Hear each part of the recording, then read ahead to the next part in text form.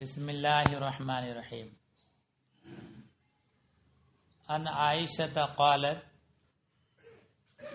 کل ذالک فعل رسول اللہ صلی اللہ علیہ وسلم قصر الصلاة واتم۔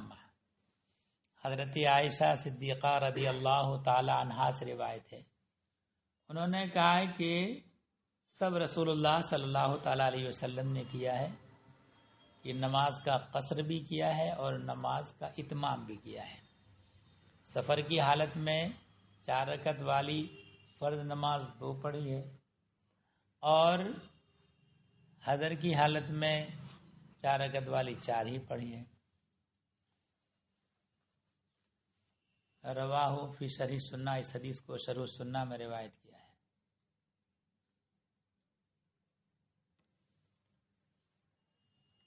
وان عمران بن حسین قال غزوت مع النبی صلی اللہ علیہ وسلم وشہدت معه الفتح فاقام بمکة 18 لیلة لا يصلی الا رکعتین۔ حضرت عمران ابن حسین سے روایت ہے، انہوں نے کہا کہ میں رسول اللہ صلی اللہ تعالی علیہ وسلم کے ساتھ میں نے غزوہ کیا، وشہدت معه الفتح، اور فتح مکہ میں ان کے ساتھ رہا رسول اللہ صلی اللہ علیہ وسلم کے ساتھ۔ فاقام بمکہ 18 لیلۃ، اور مکہ معظمہ میں ان کا 18 رات ٹھہرنا ہوا۔ لا یصلی الا رکعتین، وہ 2 ہی رکعت نماز ادا کرتے تھے۔ تو ایک مسئلہ یہ ہے کہ اگر کوئی آدمی سفر میں گیا، مسافت سفر میں جانے کے بعد 15 دن ٹھہرنے کی نیت سے رک جائے تو امام اعظم کا مذہب یہ ہے کہ وہ قصر نہیں کرے گا، نماز پوری پڑھے گا۔ اور اس حدیث میں یہ ہے کہ فتح مکہ میں 18 راتیں ٹھہرے اور پھر بھی نبی کریم صلی اللہ تعالی علیہ وسلم 2 رکعتیں پڑھتے رہے۔ تو بظاہر سمجھ میں یہ آتا کہ امام اعظم کا قول اس حدیث کے خلاف ہے، لیکن ایسا نہیں ہے۔ معاملہ کیا ہے کہ امام اعظم کے مذہب میں بھی ہے کہ کوئی بادشاہ اپنے دارالسلطنت سے سفر کر کے اپنے ہی ملک کے کسی علاقے میں جائے بغاوت کو ختم کرنے کے لیے، اور وہاں ان کو کچھ دن رکنا پڑ جائے، تو وہاں ان کا ارادہ اس وقت 15 دن ٹھہرنے کا نہیں ہوتا ہے، پہنچنے کے بعد بغاوت ختم کرنے کا ہوتا ہے کہ 2 دن میں بغاوت ختم ہو جائے، 2 دن کے بعد واپس آ جائیں گے، 4 دن کے بعد ختم ہو تو 4 دن میں واپس آ جائیں گے، یعنی بغاوت ختم ہونے پر ان کی واپسی کا ارادہ ہوتا ہے۔ تو اس لیے 15 دن ٹھہرنے کے ارادے سے وہ رکتے نہیں، بلکہ اس کام کے لیے رکتے رہتے ہیں یہاں تک کہ رکنا 15 دن سے زائد ہو جاتا ہے۔ تو اگر کسی جگہ پہنچنے کے بعد 15 دن یا اس سے زائد ٹھہرنے کے ارادے سے نہیں رکے، کام کی وجہ سے کسی کام کی غرض سے گئے، یہ کام ہو جائے گا تو چلا جاؤں گا، آج ہو جائے گا تو آج چلا جاؤں گا، کل ہو جائے گا کل چلا جاؤں گا، ایسے انتظار کرتے کرتے کرتے کرتے 20 دن 25 دن مہینہ 2 مہینہ ہو جائے تب بھی وہ مسافر ہی رہے گا، کیونکہ 15 دن ٹھہرنے کی نیت ان کی مستقل نہیں ہے۔ تو ویسے ہی فتح مکہ میں نبی کریم صلی اللہ تعالی علیہ وسلم کی اقامت 18 راتیں، یہ پہلے ہی سے ارادہ نہیں کر لیا، بلکہ رکتے رکتے 18 راتیں رک گئے۔ تو ایسی صورت میں وہ 2 ہی رکعتیں نماز ادا کرتے رہے، قصر کرتے رہے۔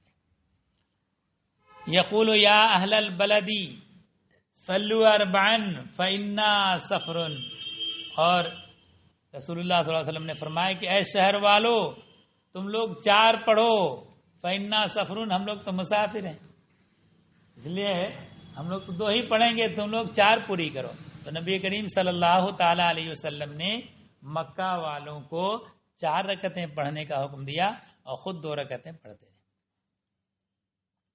وعن ابن عمر قال صلیت مع النبی صلی اللہ علیہ وسلم الظہر فی السفر رکعتین. حضرت ابن عمر رضی اللہ تعالی عنہ سے روایت ہے، انہوں نے کہا کہ میں نے نبی صلی اللہ تعالی علیہ وسلم کے ساتھ سفر میں ظہر 2 رکعتیں پڑھی. وہ بعدہا رکعتین، اور ظہر کی 2 رکعتوں کے بعد 2 رکعتیں، یعنی 2 رکعتیں سنت.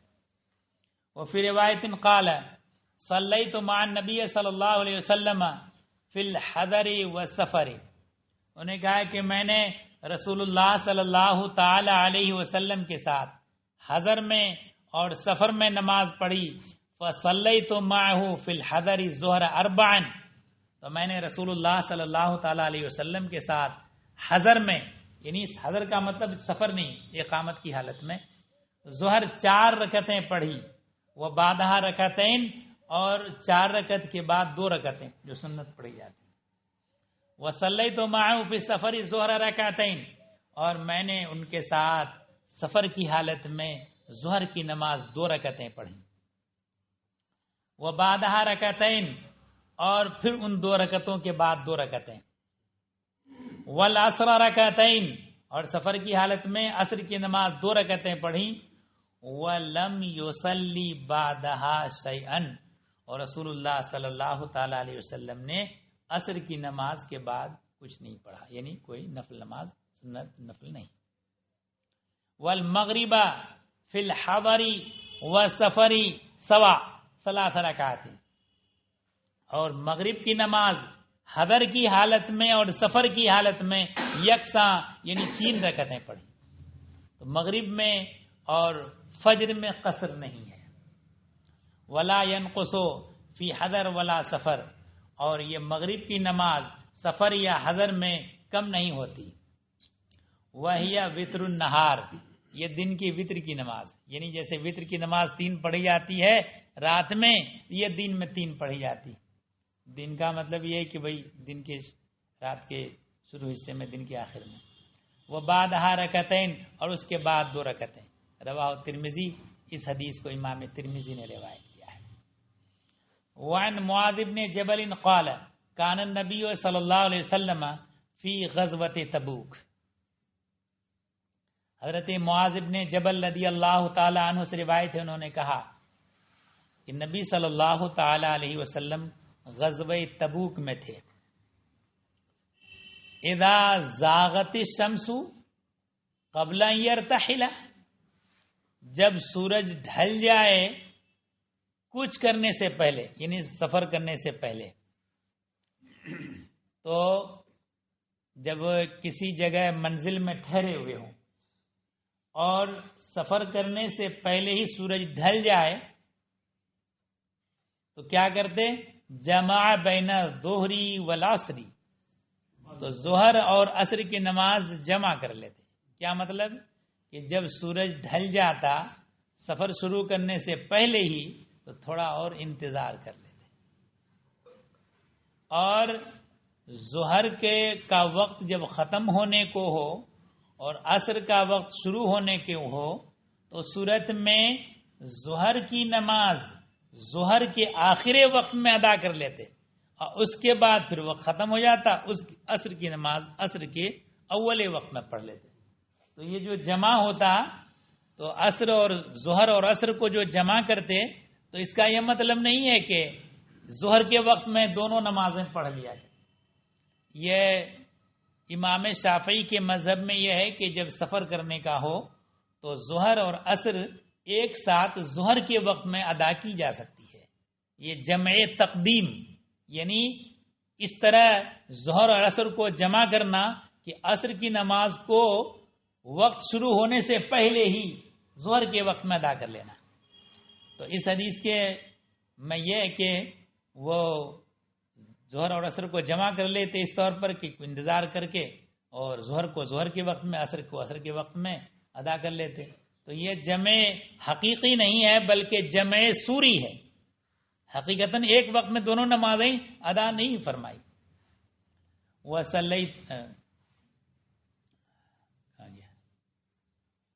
وَإِذَا ارْتَحَلَ قَبْلَ أَن تَزِيغَ الشَّمْسُ، اور اگر سفر شروع کر دیتے سورج ڈھلنے سے پہلے تب بھی آخر ظہر، ابھی رکتے نہیں، چلتے رہتے یہاں تک کہ حتی ینزل للعصر، یہاں تک کہ عصر کی نماز کے لیے اترتے.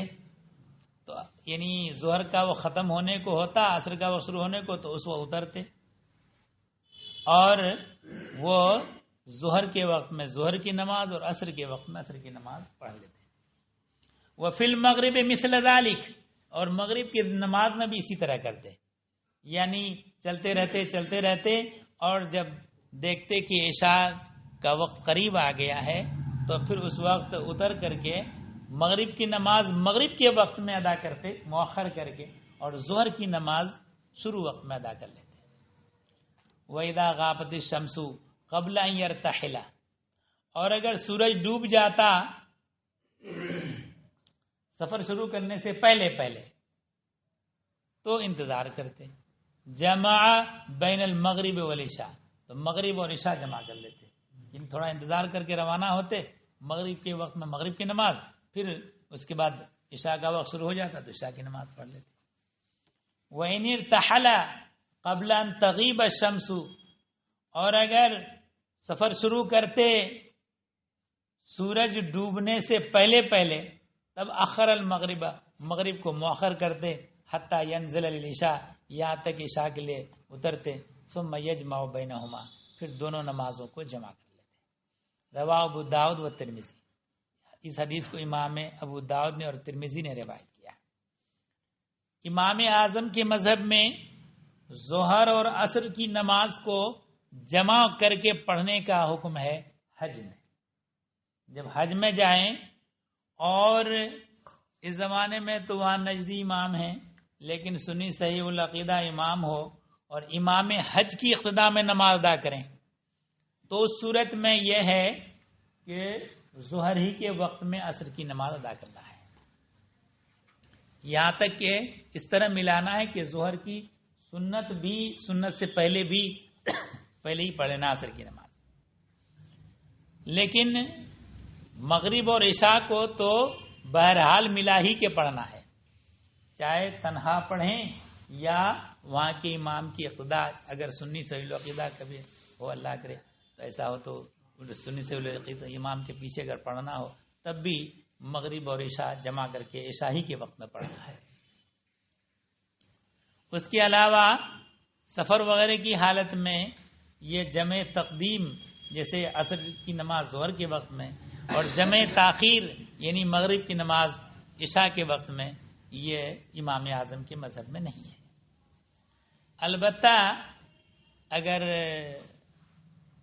عرب شریف میں کہیں سفر کرنا ہو تو وہ لوگ جو ہیں وہ اسی مسئلے پر، ان کی جو گاڑی روکی جاتی ہے بس وغیرہ، تو اسی حساب سے روکتے ہیں کہ وہ ظہر کے وقت میں روکیں گے اور اسی وقت ظہر عصر ملا کے پڑھ لیں گے. پھر عصر کی نماز کے لیے وہ گاڑی نہیں روکتے. اور وہی حال مغرب کا بھی ہے کہ مغرب کے لیے وہ گاڑی نہیں روکتے، وہ ایک دم سے جا کے گاڑی کھڑی کریں گے عشاء کے وقت میں.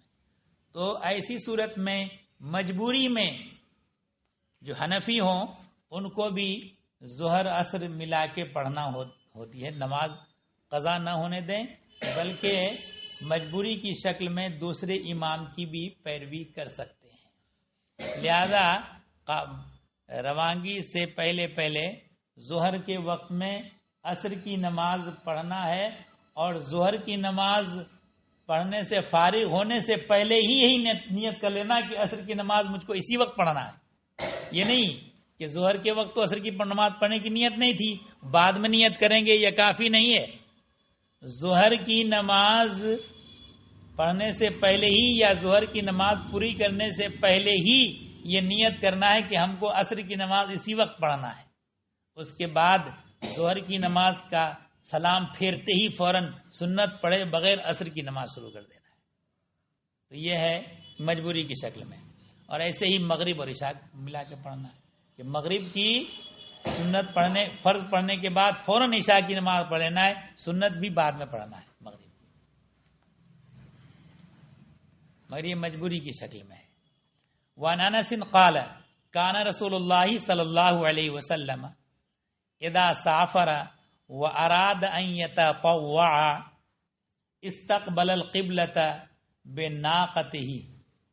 حضرت انس رضی اللہ تعالی عنہ سے روایت انہوں نے کہا کہ رسول اللہ صلی اللہ تعالی علیہ وسلم جب سفر کرتے اور نفل پڑھنے کا ارادہ کرتے تو اپنی اونٹنی کو قبلہ کی طرف متوجہ کرتے، نماز شروع کرنے کے وقت قبلہ کی طرف متوجہ کرتے اور قبلہ کی طرف رخ کر کے فکبرا تکبیر کہتے، اللہ اکبر کہہ کے نماز شروع، ثم صلی، پھر نماز پڑھتے حیث وجہہ رکابہ، جدھر ان کی سواری جاتی، سواری کسی طرف جائے یعنی قبلہ کے سمت کے علاوہ کی طرف بھی اگر چلے جائے سواری تو اسی طرف رخ کر کے نماز پڑھتے رہتے، جیسے اونٹ پر سوار ہوتے تو اونٹ پر نماز پڑھتے، اور رکوع سجدہ اشارے سے کرتے، یعنی رکوع کے لیے جھکتے اور سجدے کے لیے اس سے زیادہ جھکتے، اس لیے کہ سواری پر اونٹنی پر تو سجدہ جو جس طرح کرتے ہیں زمین پر اس طرح نہیں ہو سکتا ہے۔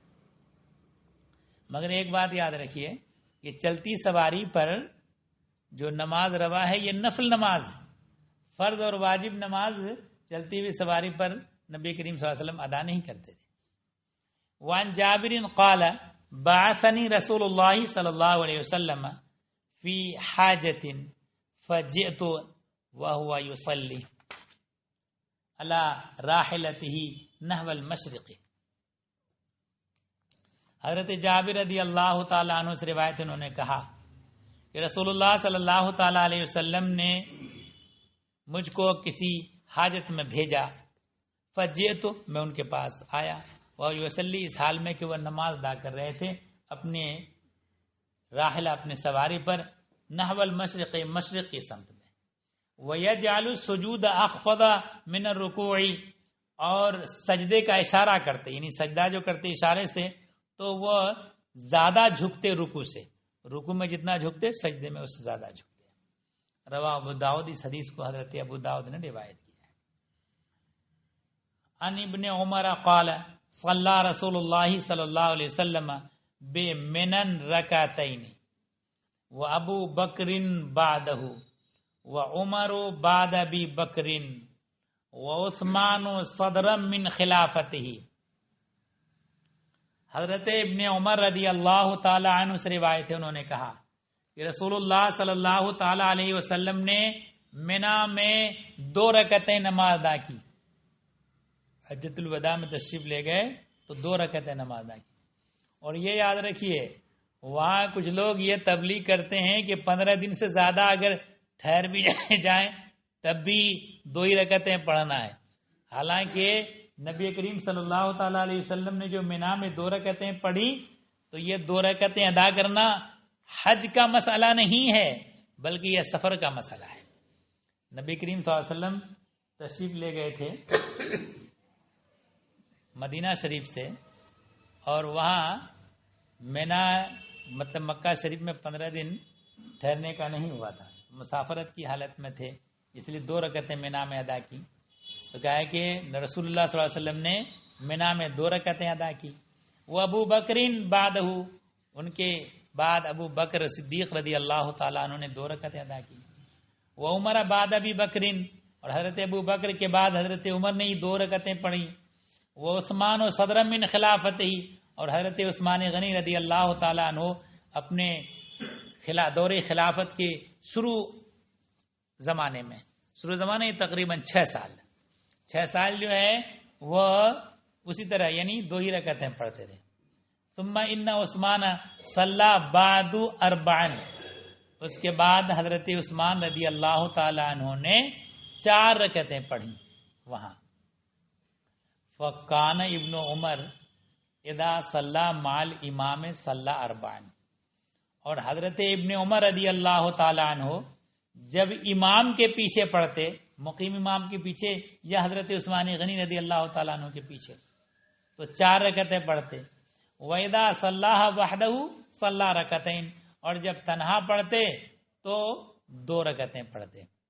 اب یہ مسئلہ یہ آ گیا کہ حضرت عثمان غنی رضی اللہ تعالی عنہ نے وہاں منا میں 4 رکعتیں کیوں پڑھی، جبکہ نبی کریم صلی اللہ تعالی علیہ وسلم کا عمل 2 رکعت کا تھا، حضرت ابو بکر صدیق کا 2 رکعت کا تھا، حضرت فاروق اعظم کا بھی 2 رکعت کا تھا، خود حضرت عثمان غنی رضی اللہ تعالی عنہ بھی شروع ایام خلافت کے 6 سال تک 2 رکعتیں پڑھتے رہے۔ اس کا جواب اور دوسری حدیث میں آئے گا کہ حضرت عثمان غنی رضی اللہ تعالیٰ عنہ نے مکہ میں ایک شادی کر لی تھی اور بیوی کو وہیں مکہ شریف میں رکھتے تھے، ان کو پوری نماز پڑھنے کا ارادہ رکھتے تھے وہ، تو اس طرح سے انہوں نے تعویل کی تھی کہ ایک نکاح کر لیا تھا وہیں۔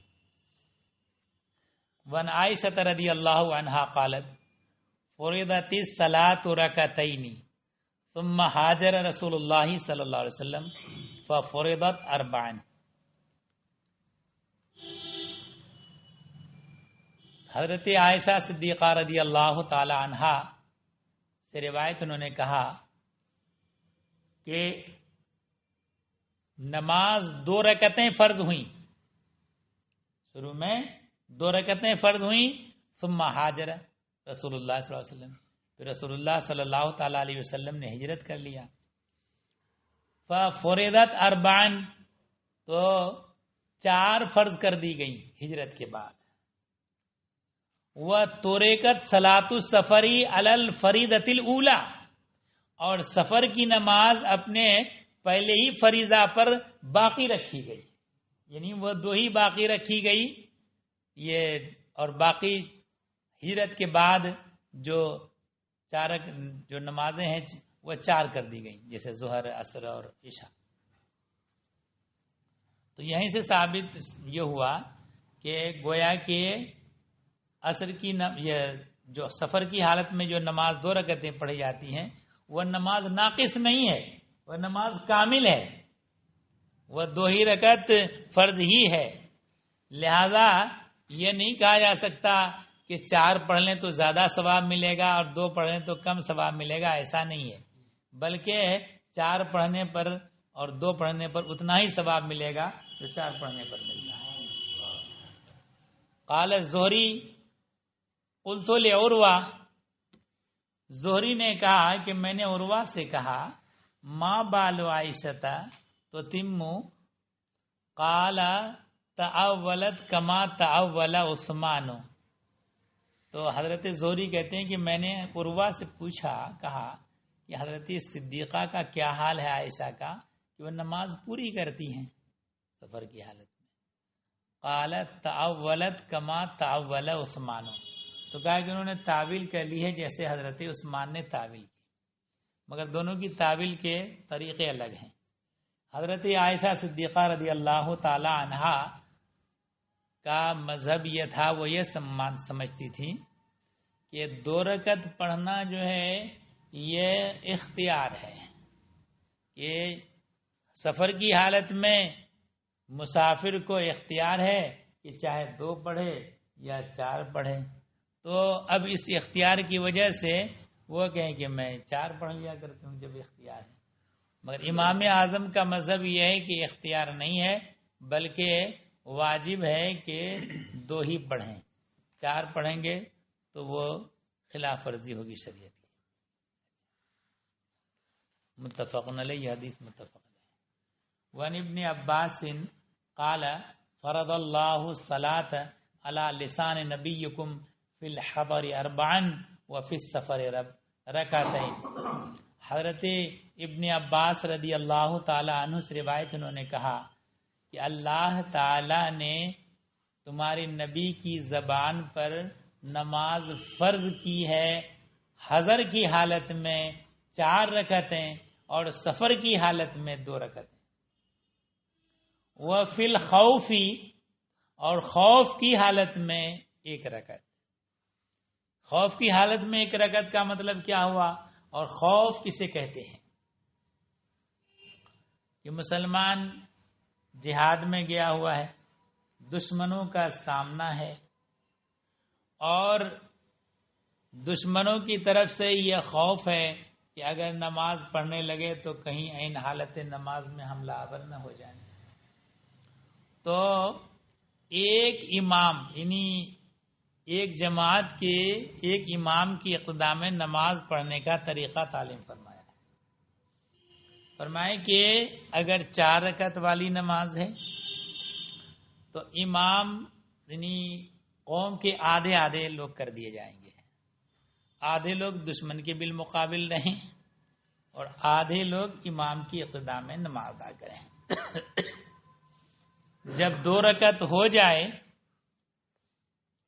تو 2 رکعت پوری کرنے کے بعد اتحیات پڑھ لی تو اب وہ لوگ چلے آئیں دشمن کے بالمقابل.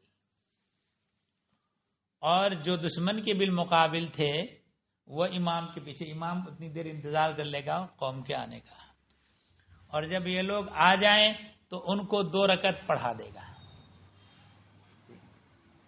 پھر یہ لوگ آ جائیں گے ادھر، جو 2 رکعتیں پہلے جنہوں نے پڑھی تھی وہ چلے جائیں گے، اور وہ 2 رکعتیں جو ان کی چھوٹ گئی تھیں اس میں وہ مطلب لاحق والی نماز پڑھیں گے، یعنی جو شروع کی طرف مل جاتی ہے آخر کی طرف چھوٹ جاتی ہے وہ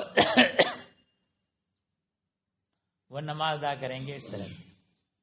اور جو بعد میں 2 رکعت پڑھنے کے بعد شامل ہوئے تھے وہ اپنی نماز پوری کریں گے مسبوق والی، کہ 2 رکعتیں شروع کی چھوٹ گئی ہیں تو جیسے مسبوق نماز ادا کرتے ہیں وہ نماز.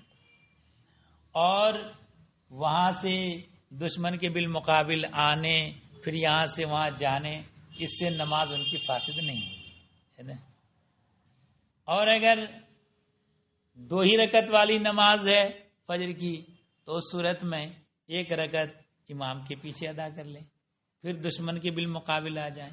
دوسرا گروہ جائے پھر 1 رکعت، چونکہ 2 ہی رکعت میں نماز ختم ہو جائے گی تو ایک امام کے پیچھے اقتدا کرنے کی صورت وہی ہوگی، 1 رکعت نماز کرتے. اسی کے بارے میں فرمائے وفی الخوف رکعتن، یہ خوف کی حالت میں امام کی اقدام میں 1 رکعت پڑھیں گے، پھر اس کے بعد 1 رکعتیں الگ سے تنہا اپنے سے ادا کریں گے. رواہ مسلم، اس حدیث کو امام مسلم نے روایت کیا ہے. یہیں سے اندازہ اعلی حضرت نے استدلال کیا ہے. کبھی کبھی ایسا ہوتا ہے کہ بعض محلوں میں یا بعض گاؤں میں ذرا سی رنجش ہوئی، کہا کہ ہم دوسری مسجد بنا لیں، تو تفریق جماعت کو منع قرار دیا ہے کہ جنگ جیسی حالت میں جبکہ دشمنوں کا سامنا ہو پھر بھی شریعت نے ایک ہی امام کی اقدام میں نماز پڑھنے کا حکم دیا ہے. حالانکہ اس کے لیے چلنا پھرنا بھی پڑ رہا ہے مگر اس کے باوجود ایک ہی امام کی. لہذا اگر ضرورت نہ ہو، آبادی چھوٹی ہو، تو صورت میں ذاتی رنجش کی بنیاد پر دوسری مسجد یا دوسری جماعت قائم کر کے جماعت کے اتحاد اور اتفاق کو منتشر نہیں کرنا چاہیے. لہذا ایک ہی امام کے پیچھے نماز ادا کریں، جماعت میں تفریق پیدا نہ کریں. وعن ابن عمر، ان سے یعنی حضرت ابن عباس سے حضرت ابن عمر سے روایت ہے، قالا، ان دونوں نے کہا، سن رسول اللہ صلی اللہ علیہ وسلم صلاۃ السفر رکعتین، رسول اللہ صلی اللہ تعالی علیہ وسلم نے مشروع کیا ہے سفر کی نماز کو 2 رکعتیں. وہما تمام غیر قصر، یہ نماز پوری ہے قصر نہیں ہے. یعنی قصر نہیں ہونے کا مطلب یہ ہوا کہ ثواب کے اعتبار سے کم ہو جائے، ایسا نہیں ہے، یہ نماز کامل ہے. وَالْوِتْرُ فِي السَّفَرِ سُنَّةٌ، اور وطر سفر کی حالت میں سنت ہے، یعنی سنت سے ثابت ہے، لہذا یہ وجوب کے منافی نہیں ہے. وان مالک بلغه ان ابن عباس كان يقصر في الصلاة في مثل ما يكون بين مکہ والطائف، حضرت مالک سے روایت ہے، ان کو خبر پہنچی کہ حضرت ابن عباس قصر کرتے تھے نماز میں فی مثل ما یکون بین مکہ والطائف، مکہ اور طائف کے درمیان جو مسافت ہے اس مسافت کی مثل میں، ایسی مسافت جہاں بھی ہو اس میں وہ قصر کرتے تھے.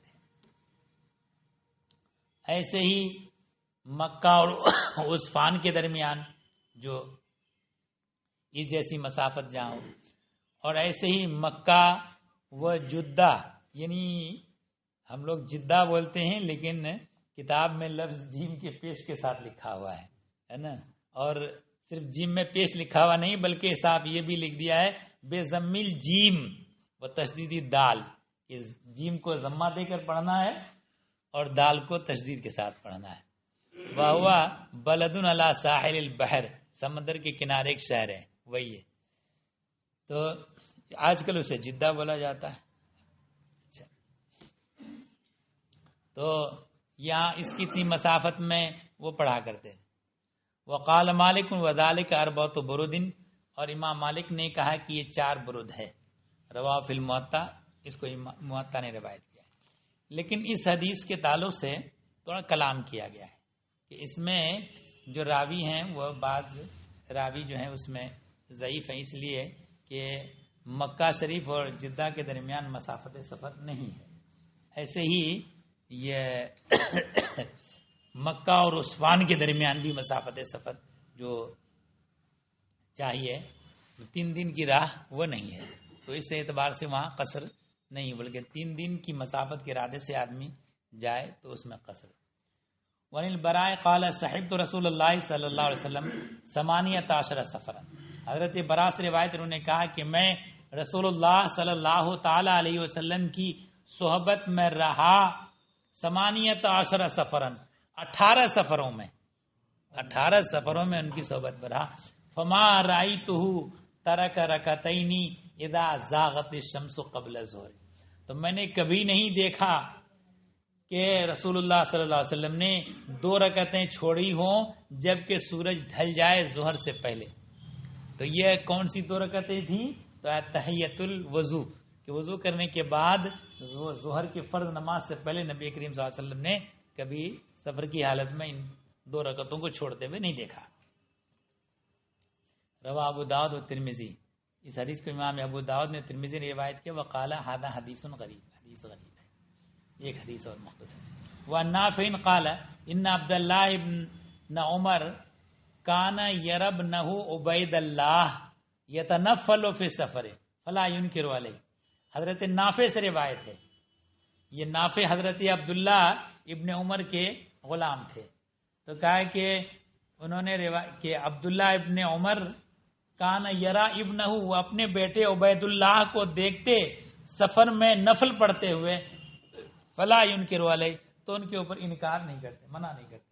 تو معلوم ہوا کہ سفر کی حالت میں کوئی اگر موقع ملتا ہے نفل پڑھنا چاہے تو پڑھ سکتا ہے، منع نہیں ہے۔